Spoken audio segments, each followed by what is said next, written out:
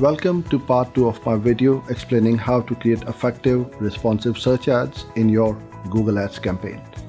Hello, I'm Uzair and thanks for joining in. In part 1 I explored some of the ways that you can enhance your Google Ads responsive search ad campaigns. In this video, I'll give you some further tips to enhance the performance of your ads. Popular keywords. Make sure to include text from your keywords that relate to your ad group.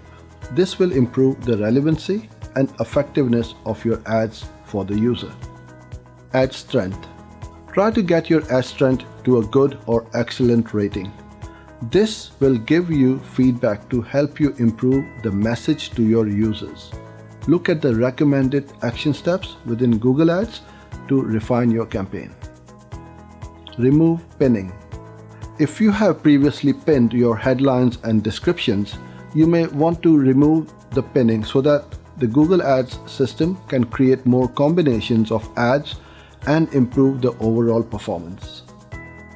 I hope you've enjoyed this video and would love to hear any other tips that you have for improving the effectiveness of responsive search ads. Please leave them in the comments below. Thanks for joining in, and I hope to see you soon in my next video.